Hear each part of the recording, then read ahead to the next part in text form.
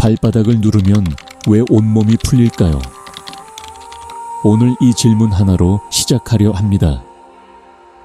단순해 보이는 이 물음 안에는 우리 몸이 얼마나 정교하게 연결되어 있는지에 대한 아주 깊은 이야기가 담겨 있습니다. 발바닥 하루 종일 바닥을 딛고 우리의 모든 무게를 받아내면서도 정작 우리가 가장 소홀히 대하는 신체 부위 중 하나입니다. 신발 속에 갇혀 있고 피곤하면 그냥 누워버리고 아프면 그제야 잠깐 주무르다 마는 곳. 그런데 이 작은 면적 안에 전신의 신경이 집약되어 있다면 어떨까요? 한의학과 동양의학에서는 오래전부터 발바닥을 인체의 축소판이라고 불러왔습니다. 발 전체의 반사구에 오장육부와 전신의 기관들이 대응된다는 생각은 수천 년의 관찰 속에서 만들어진 직관입니다. 현대의학은 이것을 완전히 같은 언어로 설명하지는 않지만 발바닥에 밀집한 신경 말단의 수, 그리고 그 신경들이 뇌와 내장 기관으로 어떻게 연결되어 있는지를 들여다보면 옛 어른들의 직관이 왜 그토록 오래 살아남았는지 조금은 이해할 수 있게 됩니다. 오늘 우리가 함께 나눌 이야기는 발바닥 자극, 그 중에서도 간과 관련된 반사 영역을 중심으로 우리 몸의 신경계가 어떻게 반응하는지, 그리고 그 반응이 왜 피로하고 지친 몸의 회복의 실마리가 될 수 있는지에 대한 것입니다. 의학적 치료를 약속하는 이야기가 아닙니다. 지금 이 순간에도 지쳐있는 몸을 조금 더 따뜻하게, 조금 더 다정하게 돌볼 수 있는 방법에 대한 이야기입니다. 먼저 잠깐 오늘 하루를 떠올려 보세요. 아침에 눈을 뜰 때부터 몸이 무거웠나요? 아니면 한낮쯤에 갑자기 에너지가 빠져나가는 느낌이 들었나요? 혹은 별다른 이유 없이 짜증이 올라오거나 눈이 뻑뻑하고 오른쪽 갈비뼈 아래쪽이 묵직하게 느껴진 적 있나요? 이런 감각들이 가끔씩 찾아온다면 그것은 몸이 아주 작은 목소리로 신호를 보내고 있는 것일 수 있습니다. 오늘 우리는 그 신호가 어디서 오는지, 그리고 발바닥이라는 아주 작은 공간을 통해 그 신호에 어떻게 응답할 수 있는지를 함께 살펴보려 합니다. 우리 몸에서 간이 하는 일은 생각보다 훨씬 방대합니다. 간은 흔히 해독기관이라고 알려져 있지만 실제로는 하루에도 수백 가지의 화학 반응을 처리하는 우리 몸에서 가장 바쁜 장기 중 하나입니다. 혈액 속의 영양소를 저장하고 분배하는 일, 지방을 분해하는 담즙을 만드는 일, 혈당 수준을 조절하는 일, 그리고 우리가 들이마시고 먹고 접촉하는 수많은 화학 물질들을 걸러내는 일, 이 모든 것이 간이 쉬지 않고 하는 일들입니다. 그런데 현대의학이 밝혀낸 또 하나의 사실이 있습니다. 간은 스트레스에 매우 민감하게 반응하는 장기라는 것입니다.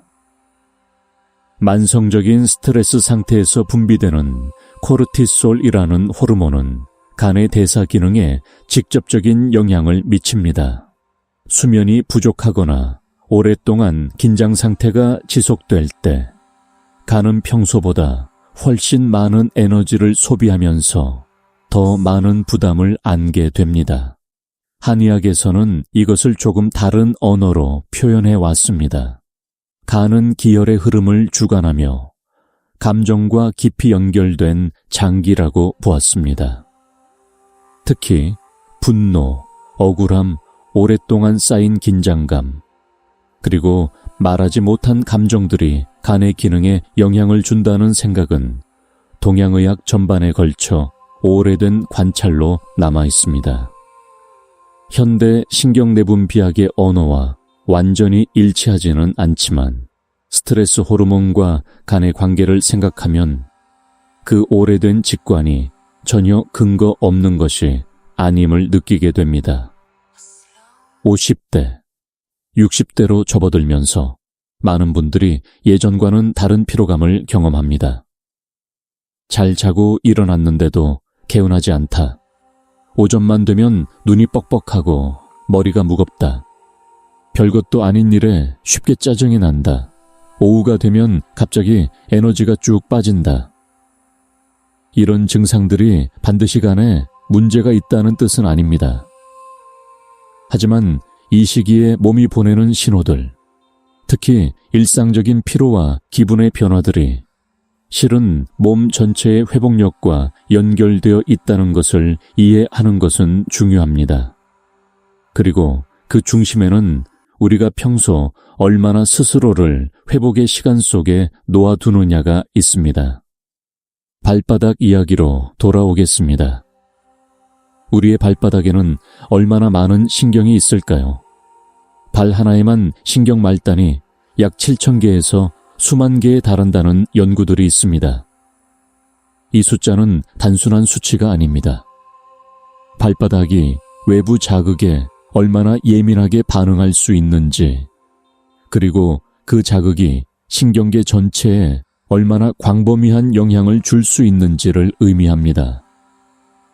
우리가 맨발로 풀밭이나 모래 위를 걸을 때 느끼는 그 특별한 편안함, 발 마사지를 받을 때 온몸이 나른하게 풀리는 느낌, 이것은 단순한 기분이 아닙니다.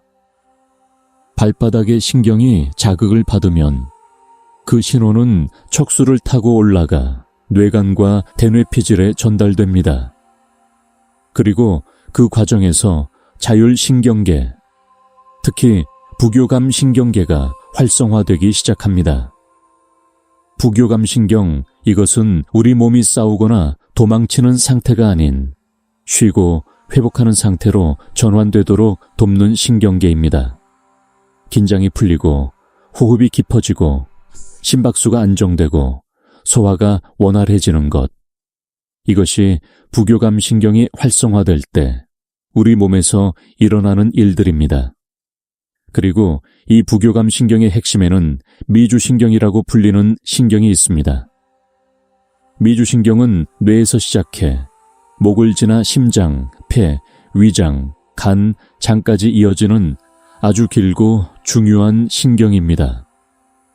이 신경은 뇌와 내장기관 사이에 양방향 대화 통로 역할을 합니다. 즉, 몸의 상태가 뇌에 전달되기도 하고 뇌의 상태가 내장에 영향을 주기도 합니다. 최근 신경과학 연구들은 이 미주신경의 활성도가 우리의 감정 조절 능력, 스트레스 반응, 면역 기능, 심지어 소화 건강과도 깊이 연관되어 있다는 것을 점점 더 명확히 보여주고 있습니다. 발바닥 자극이 어떻게 이 미주신경과 연결될 수 있을까요? 직접적인 해부학적 경로는 아직 완전히 규명되지 않았습니다. 하지만 발바닥의 풍부한 신경 말단이 자극을 받을 때 그 신호가 척수를 통해 뇌간의 부교감 신경 중추에 전달되고 이것이 전반적인 자율신경 균형에 영향을 줄 수 있다는 것은 여러 연구들이 시사하고 있습니다. 발반사요법을 받은 후 혈압이 낮아지고 불안감이 줄어들고 수면의 질이 개선되었다는 임상 관찰들은 이 맥락에서 이해할 수 있습니다. 만병통치의 이야기가 아닙니다. 다만 발바닥이라는 작은 공간이 우리의 신경계에 생각보다 깊이 연결되어 있다는 이야기입니다. 동양의학의 반사구 이론을 조금 더 살펴보겠습니다. 한의학과 동양의학 전통에서는 발바닥의 특정 영역이 신체의 각 장기와 연결된다고 보았습니다. 이것을 반사구라고 합니다. 그중 간과 연관된 반사구는 일반적으로 오른발 바닥의 중간 부분, 새끼발가락 쪽으로 약간 치우친 영역에 위치한다고 알려져 있습니다. 담낭에 해당하는 반사구는 그 바로 아래쪽에 위치합니다. 이 반사구 이론이 현대 해부학적으로 완전히 검증된 것은 아닙니다. 하지만 수천 년에 걸쳐 임상적으로 관찰되고 전해져 온 이 지식 체계는 단순한 미신이라기보다는 몸의 연결성에 대한 오랜 직관적 탐구의 결과로 보는 것이 더 적절합니다. 중요한 것은 이 반사구를 자극하는 것이 간을 직접 치료한다거나 독소를 제거한다는 식의 주장이 아니라 그 자극이 신경계를 통해 전신적인 이완 반응을 이끌어내고 그 이완이 몸의 자연스러운 회복 과정을 돕는다는 더 조심스럽고 정직한 이해입니다. 우리 몸은 항상 스스로를 회복하려 합니다. 다만 너무 오랫동안 긴장 상태에 놓여 있으면 그 회복의 스위치를 찾기가 어려워질 뿐입니다. 발바닥 자극은 그 스위치를 부드럽게 건드리는 방법 중 하나가 될 수 있습니다. 이제 간과 피로의 관계를 조금 더 깊이 들여다보겠습니다. 현대인의 피로, 특히 50대 이후에 경험하는 만성적인 피로감은 여러 원인이 복합적으로 작용합니다. 수면의 질 저하, 호르몬 변화, 근육량 감소, 그리고 장기간의 스트레스 누적. 이 중에서 스트레스와 간의 관계는 특히 주목할 만합니다. 우리가 스트레스를 받을 때 부신에서 코르티솔이라는 호르몬이 분비됩니다. 이 호르몬은 단기적으로는 우리가 위기 상황에 대응할 수 있도록 혈당을 높이고 에너지를 동원하는 역할을 합니다. 그런데 이 혈당 조절의 상당 부분이 간에서 이루어집니다. 코르티솔의 신호를 받은 간은 저장된 포도당을 혈액으로 방출하고 단백질을 분해해 에너지원으로 전환하는 과정을 시작합니다. 문제는 이 과정이 장기적으로, 만성적으로 반복될 때입니다. 간은 끊임없이 이 비상 모드를 유지하느라 과부하 상태가 됩니다. 간이 과부하 상태가 되면 에너지 대사 효율이 떨어지고 이것이 우리가 느끼는 원인 모를 피로감, 아침의 무거움, 오후의 에너지 급락으로 이어질 수 있습니다. 한의학에서는 이 상태를 강이울결, 즉 간의 기가 울체되고 막혀 있는 상태라고 표현합니다. 기가 흐르지 않는다는 것이 신비로운 이야기처럼 들릴 수 있지만 현대적으로 해석하면 자율신경계의 균형이 깨지고 대사 기능이 저하된 상태와 유사한 개념으로 이해할 수 있습니다. 스트레스가 쌓이면 몸 전체의 순환, 소화, 회복 기능이 저하되고 이것이 몸의 여러 곳에서 다양한 증상으로 나타나기 시작한다는 것입니다. 그렇다면 우리는 무엇을 할 수 있을까요? 완벽한 해결책은 없습니다. 하지만 신경계를 안정시키고 몸이 스스로 회복할 수 있는 조건을 만들어주는 것은 우리가 매일 조금씩 실천할 수 있는 일입니다.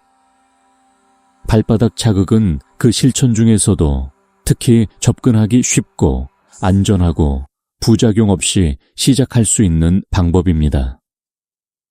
지금부터 조금 더 구체적인 이야기를 해보겠습니다. 발반사요법의 역사는 동서양을 막론하고 오래되었습니다. 중국에서는 황제 내경 시대부터 발의 특정 지점을 자극해 장기의 기능을 조율하는 기록이 있습니다. 이집트의 고대 벽화에도 발을 다루는 장면이 남아있고 인도의 아유르베다 전통에서도 발은 중요한 치료 지점으로 여겨져 왔습니다. 서양에서는 20세기 초 존 폴리나, 이러지 피츠제럴드 박사 같은 이들이 발의 반사구 개념을 체계적으로 정리하면서 현대적인 반사요법의 기초를 놓았습니다. 이 모든 전통이 각자의 언어로 같은 이야기를 해왔다는 사실. 발바닥은 단순한 이동수단이 아니라 전신과 소통하는 민감한 지점이라는 것. 이것은 단순한 우연이 아닐 것입니다. 현대 신경과학도 이 방향으로 점점 더 관심을 기울이고 있습니다. 발바닥의 기계적 수용체, 즉 압력과 진동에 반응하는 신경 말단들이 자극받을 때 어떤 신경 경로를 통해 뇌와 내장기관에 신호를 전달하는지에 대한 연구들이 이루어지고 있습니다.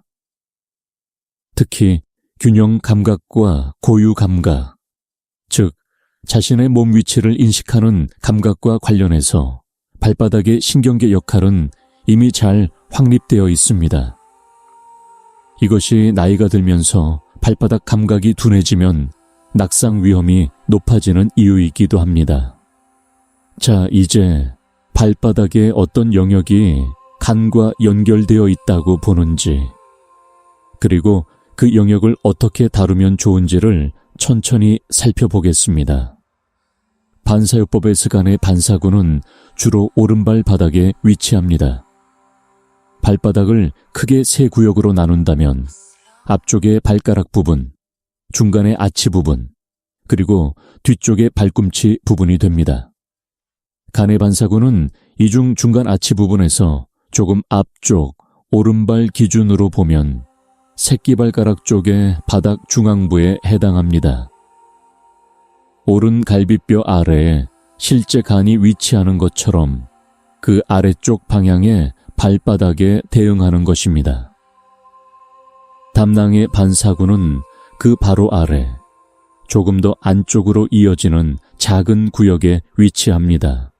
담낭은 간에서 만든 담즙을 저장했다가 음식이 들어올 때 분비하는 역할을 하는 작은 기관입니다. 지방 소화와 밀접히 연결되어 있고 현대인들에게 담석이나 담낭 기능 저하가 흔한 것도 이 소화 과정의 부담과 관련이 있습니다. 이 반사구를 직접 눌렀을 때 유난히 아프거나 묵직한 느낌이 든다면 그 부위의 신경이 민감하게 반응하고 있다는 신호입니다. 이것이 곳간에 문제가 있다는 의미는 아닙니다. 하지만 몸 전체의 피로도나 자율신경 긴장 상태와 연관이 있을 수 있습니다. 천천히 아주 부드럽게 그 부위를 탐색해 보는 것. 아프다고 강하게 누르는 것이 아니라 손 엄지 지문 부분으로 조용히 원을 그리듯 문지르거나 가볍게 점지압을 하는 것. 이것이 집에서 혼자 안전하게 할 수 있는 발반사요법의 기본입니다. 여기서 잠깐 아주 중요한 이야기를 드리고 싶습니다. 발반사요법은 보조적인 자기 돌봄의 방법입니다. 간 질환이나 담낭 질환이 의심되거나 진단받으셨다면 반드시 의료 전문가와 상담하셔야 합니다. 오늘 우리가 이야기하는 것은 일상의 피로와 긴장 속에서 스스로를 더 잘 돌보는 방법에 관한 것이지 의학적 치료를 대신하는 것이 아닙니다. 발을 만지는 행위 자체가 가진 힘에 대해서도 잠깐 이야기하고 싶습니다. 우리가 타인에게 또는 스스로에게 손으로 접촉할 때 피부에는 촉각 수용체들이 반응합니다. 이 수용체들 중에는 시촉각 구심섬유라고 불리는 아주 느리게 전달되는 특별한 섬유가 있는데 이 섬유는 부드럽고 천천히 움직이는 접촉에 특히 반응하며 그 신호가 뇌에 전달될 때 옥시토신이라는 호르몬 분비와 관련된 반응을 일으킨다는 연구들이 있습니다. 옥시토신은 흔히 유대감의 호르몬이라고 불리는 물질로 불안을 낮추고 안정감을 주는 효과와 연관됩니다. 즉, 발을 부드럽게 만지는 행위 자체가 이미 신경계에 안정을 주는 신호를 보내고 있는 것입니다. 이것은 측정 가능하고 이해 가능한 생리적 반응입니다. 신비로운 힘이 아닙니다. 다만 우리 몸이 접촉에 얼마나 갈망하고 있는지를 보여주는 것입니다. 현대인들은, 특히 한국의 50대, 60대 분들은 평생 자신의 몸을 먹이고 움직이게 하는 도구로 다루어 왔을 가능성이 높습니다. 아프면 참고, 피곤하면 더 힘을 내고, 내 몸이 보내는 작은 신호들은 바쁜 일상 속에서 자꾸만 후순위로 밀려나 왔습니다. 그 오랜 시간의 무관심이 쌓여 지금의 만성적인 피로와 불편함으로 나타나고 있을 수 있습니다. 발을 만지는 것은 단순한 행위지만 그 안에는 내 몸에 주의를 기울이겠다는 아주 작지만 소중한 다짐이 담겨 있습니다. 나를 돌보겠다는 결심, 내 몸의 언어에 귀 기울이겠다는 태도, 이것이 쌓일 때 우리 몸의 회복력은 조금씩 되살아납니다. 간은 한의학에서 특별한 위치를 차지합니다. 오장 중에서 간은 장군지관이라고 불립니다. 장군처럼 전략을 짜고 결단하고 몸 전체의 기혈 흐름을 조율하는 역할을 한다는 뜻입니다.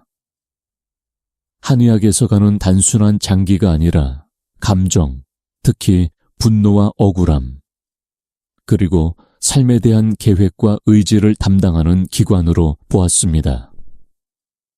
흥미롭게도 현대 신경내분비학에서도 간은 스트레스 반응의 주요 집행 기관 중 하나입니다. 코르티솔의 신호를 받아 에너지를 동원하고 염증 반응에 관여하는 단백질들을 생산하고 스트레스 상황에서 혈당을 조절하는 모든 과정이 간을 중심으로 돌아갑니다. 한의학이 5장 중에서 간을 장군이라고 부른 것이 단순한 시적 표현이 아닐 수 있다는 생각을 하게 됩니다. 그리고 장군도 쉬어야 합니다. 끝없는 전쟁터에 놓인 장군은 결국 지치게 됩니다. 우리의 간도 마찬가지입니다. 수십 년 동안 쌓인 스트레스, 불규칙한 식사, 수면 부족, 음주, 약물 부담, 감정적 긴장, 이 모든 것이 간에게 끝없는 전투를 강요해 왔습니다. 발바닥에 간 반사구를 부드럽게 자극하는 것은 그 장군에게 잠깐 멈추고 쉬어도 된다고 허락하는 것과 같습니다. 신경계에게 지금은 안전하다고, 긴장을 풀어도 된다고 신호를 보내는 것. 그 신호가 반복될 때 몸은 조금씩 회복의 방향으로 기울기 시작합니다. 오늘 우리가 함께 걸어온 이야기는 여기까지입니다. 발바닥이라는 작은 공간이 신경계와 어떻게 연결되어 있는지, 간이 우리 몸에서 얼마나 중요한 역할을 하며 스트레스와 피로와 어떻게 연결되어 있는지, 그리고 동양의학의 오래된 직관이 현대과학의 언어로 어떻게 조금씩 이해될 수 있는지를 살펴보았습니다. 다음 이야기에서는 실제로 집에서 혼자 안전하게 할 수 있는 발바닥 자극 방법을 더 구체적으로, 그리고 발바닥 외에도 함께 돌봐줄 수 있는 몸의 다른 부분들과 그 방법들을 함께 나누겠습니다. 또한 이 모든 자기 돌봄의 근간이 되는 호흡과 신경계 안정에 대한 이야기도 이어나가겠습니다. 잠깐 지금 이 순간을 느껴보세요. 숨을 한번 깊게 들이마시고 천천히 내쉬어보세요. 그 하나의 호흡이 이미 당신의 신경계에 작은 변화를 만들어내고 있습니다. 아주 작지만 분명한 변화입니다. 우리의 이야기는 계속됩니다. 지난 이야기에서 우리는 발바닥이 단순한 이동수단이 아니라는 것을 함께 살펴보았습니다. 수만 개의 신경 말단이 모여있는 이 작은 공간이 우리의 자율신경계와 얼마나 깊이 연결되어 있는지, 간이라는 장기가 스트레스와 피로와 어떤 관계를 맺고 있는지, 그리고 동양의학이 수천 년 동안 발바닥을 통해 몸 전체를 읽어왔다는 것이 결코 근거 없는 이야기가 아니라는 것. 오늘은 그 이야기를 한층 더 깊이 들어가 보려 합니다. 하지만 그 전에 먼저 한 가지를 물어보고 싶습니다. 지금 이 순간 당신의 발은 어떤 상태인가요? 신발 속에 갇혀 있나요? 아니면 잠깐 벗어두었나요? 발이 따뜻한가요? 차가운가요? 발가락 하나하나를 움직여 본 게 오늘 마지막으로 언제였나요? 우리는 보통 발에 대해 생각하지 않습니다. 아프기 전까지는. 그런데 지금 이 순간 발에 주의를 기울이는 것만으로도 뇌는 이미 그 부위로 조금 더 많은 혈류를 보내기 시작합니다. 주의를 기울이는 것, 그것 자체가 이미 자기 돌봄의 첫 번째 행위입니다. 오늘은 실제로 집에서 안전하게 할 수 있는 발바닥 자극 방법을 구체적으로 안내해 드리겠습니다. 그리고 발뿐만 아니라 간과 신경계의 회복을 위해 함께 돌봐줄 수 있는 몸의 다른 부분들, 호흡, 수면, 감정 조절까지 이어지는 더 넓은 이야기를 함께 나누겠습니다. 먼저 준비에 대해 이야기하겠습니다. 발바닥 자극을 시작하기 전에 가장 중요한 것은 안전한 환경을 만드는 것입니다.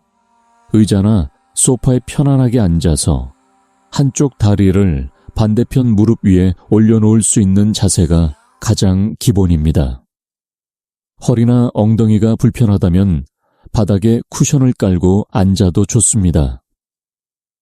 바닥에 눕는 것도 가능하지만 발을 손으로 직접 닿기 어려울 수 있으니 처음에는 앉은 자세가 편합니다. 발이 차가운 상태라면 먼저 따뜻하게 해주는 것이 좋습니다. 따뜻한 물에 발을 담그거나 양말을 신고 잠깐 걷다가 발이 따뜻해지면 시작하세요.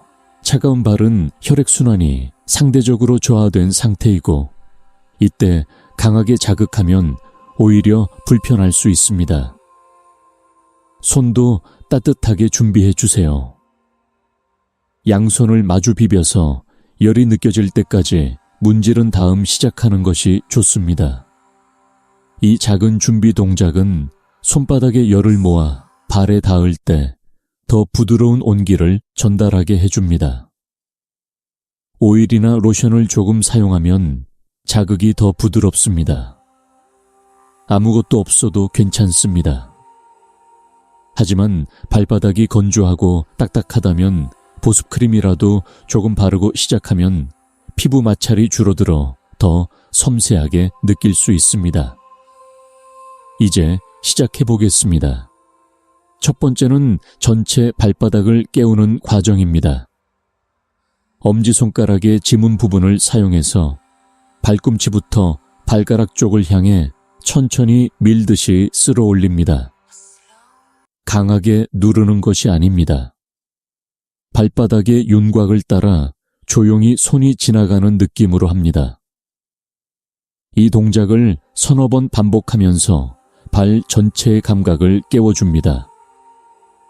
이때 발바닥의 어떤 부위가 유난히 딱딱하게 느껴지는지, 어떤 부위가 눌렸을 때 찌릿하거나 무겁게 느껴지는지를 가만히 관찰해 보세요. 판단하지 않아도 됩니다. 그냥 느끼는 것만으로 충분합니다. 두 번째는 아치 부분의 탐색입니다. 발바닥의 가운데 오목한 부분, 즉 아치 영역을 엄지손가락으로 천천히 누릅니다. 이 영역에는 신장과 부신의 반사구, 그리고 척추와 관련된 반사구가 위치합니다. 부신은 코르티솔을 분비하는 기관이라는 것 기억하시죠? 이 부위를 부드럽게 자극하는 것은 스트레스 반응과 관련된 신경계에 영향을 줄 수 있는 지점입니다. 너무 세게 누르면 통증이 생길 수 있습니다. 통증이 느껴지는 수준은 넘지 마세요. 눌렀을 때 약간 묵직하거나 둔한 느낌, 아니면 시원한 느낌이 드는 정도가 적절합니다. 그 압력을 유지한 채 서너 번 천천히 호흡합니다. 숨을 들이마실 때 압력을 조금 줄이고 내쉴 때 조금 더 부드럽게 누르는 방식으로 리듬을 맞추어 보세요. 세 번째가 오늘의 핵심입니다. 오른발 간 반사구를 다룰 차례입니다. 오른발 바닥을 손바닥에 얹고 발의 앞쪽 절반과 뒤쪽 절반이 만나는 중간선을 찾습니다.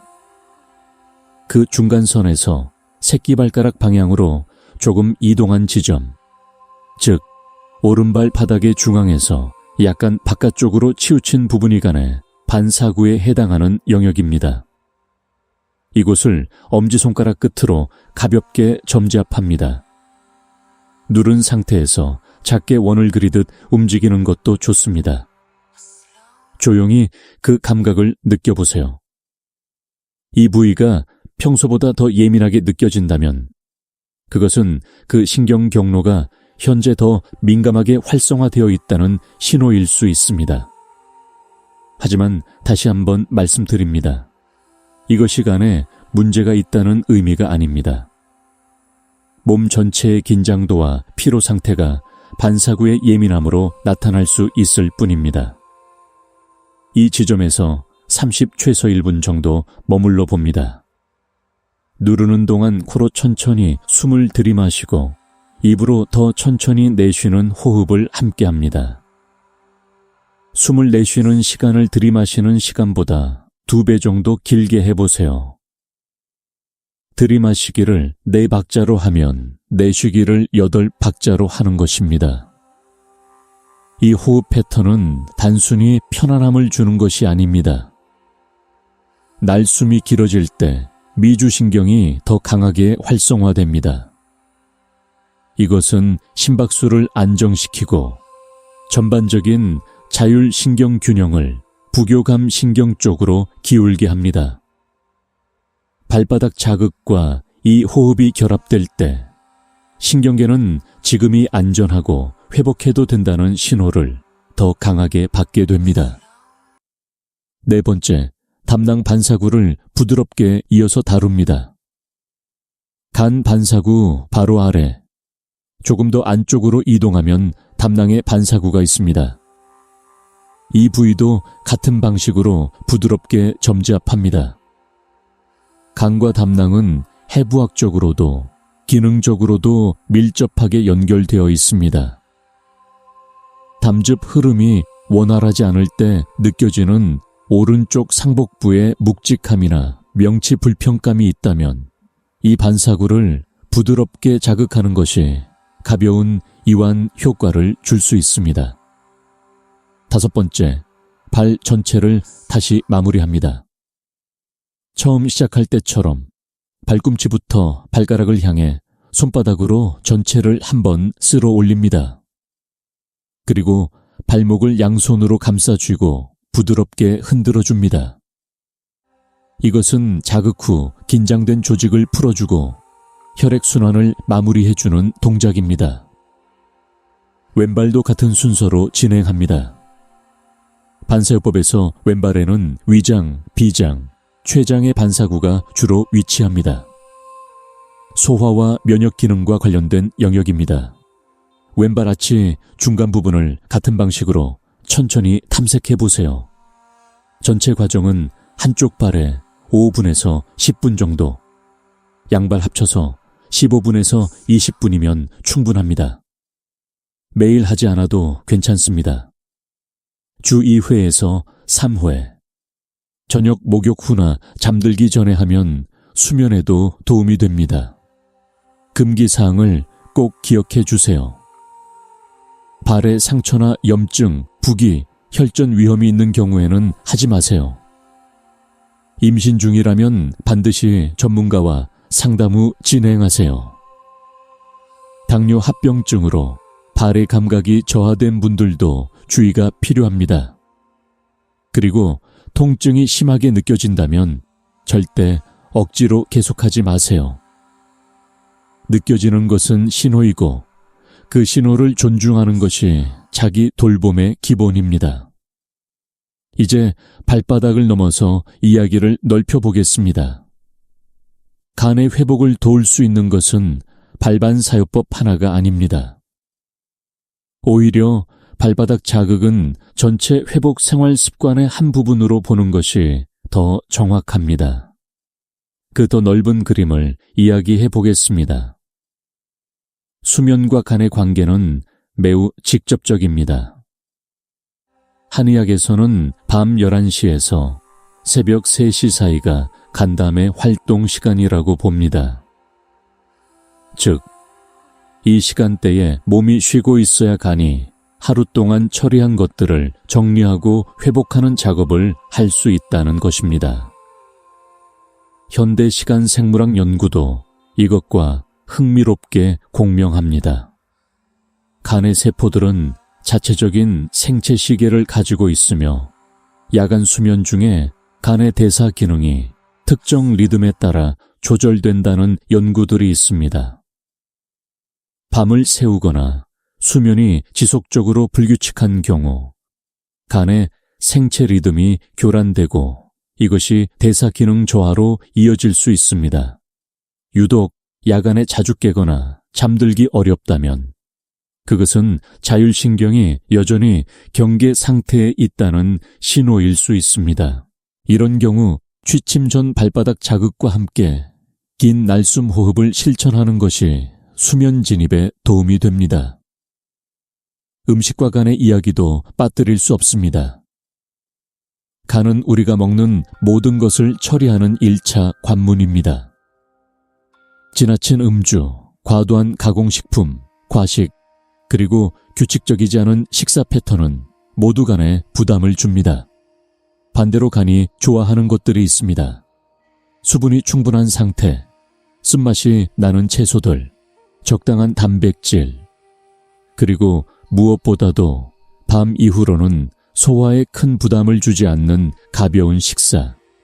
한의학에서는 푸른 잎채소와 신맛이 나는 음식이 간의 기능을 돕는다고 보았습니다. 현대 영양학에서도 간 건강에 좋은 음식으로 브로콜리, 시금치, 비트, 레몬 같은 것들을 언급합니다.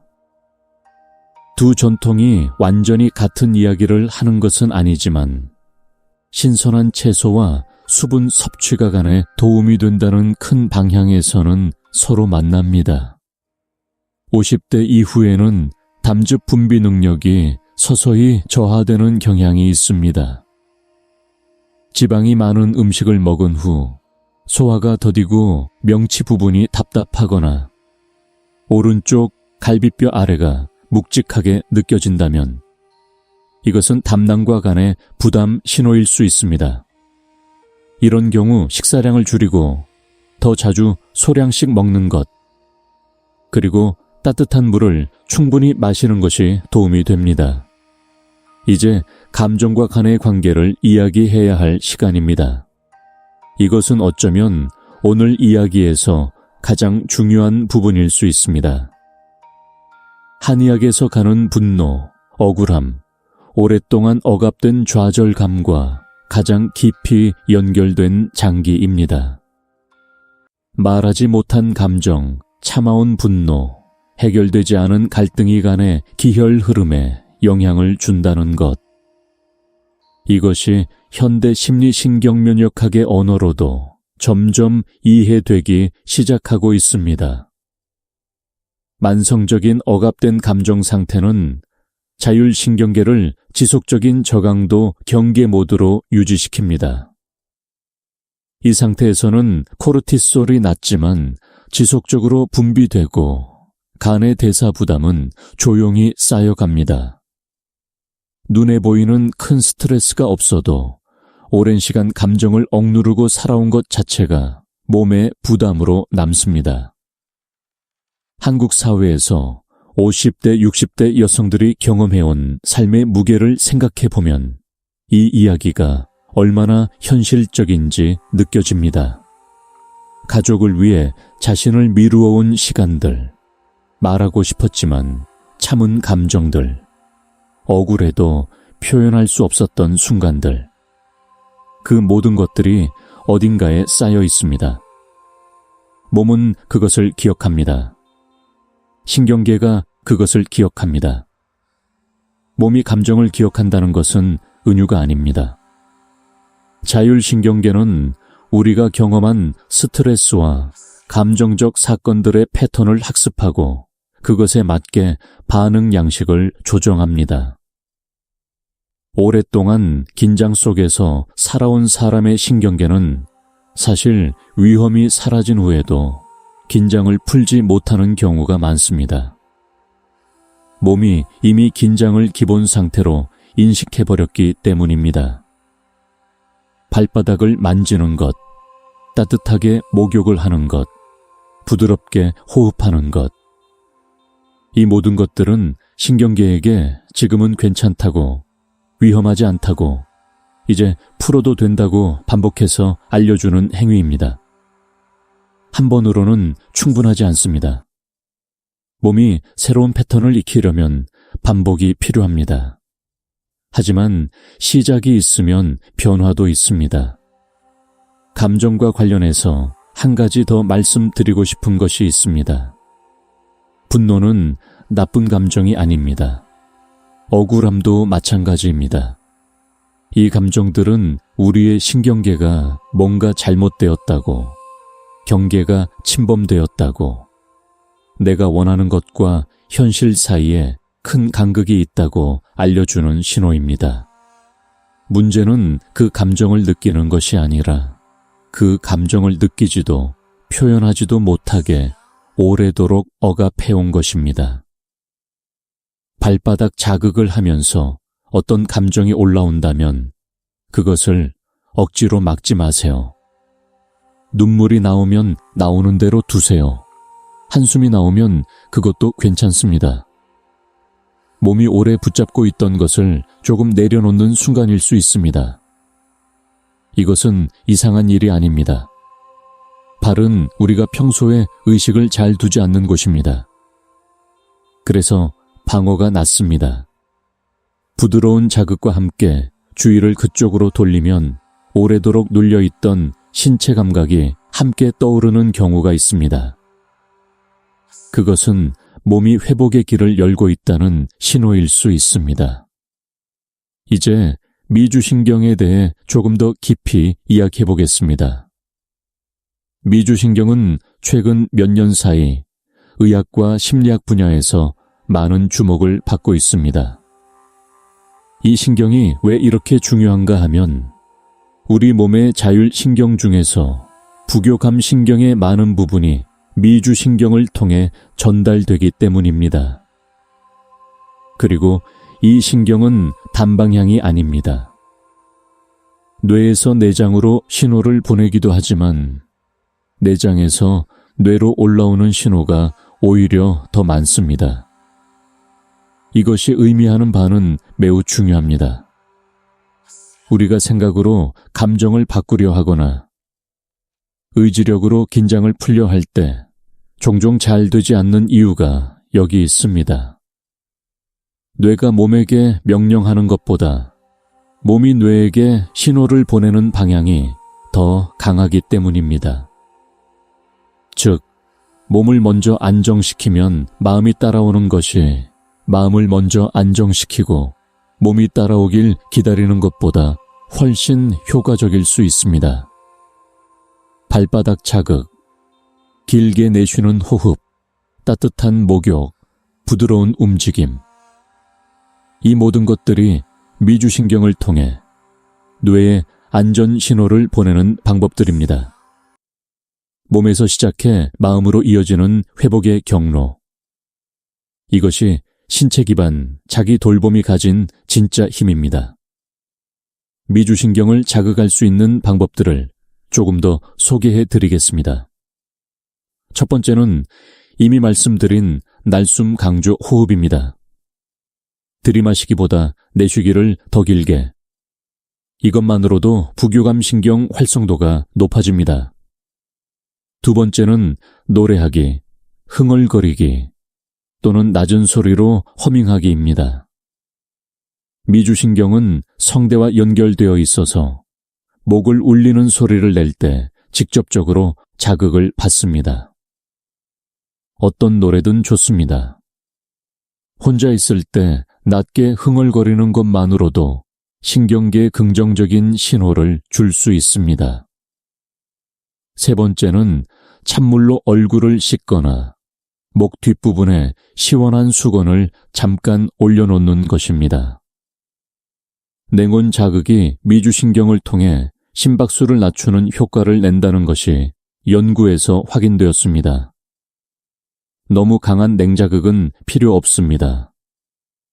아침에 세수할 때 마지막에 시원한 물로 한 번 더 씻는 것으로도 충분합니다. 네 번째는 사회적 연결입니다.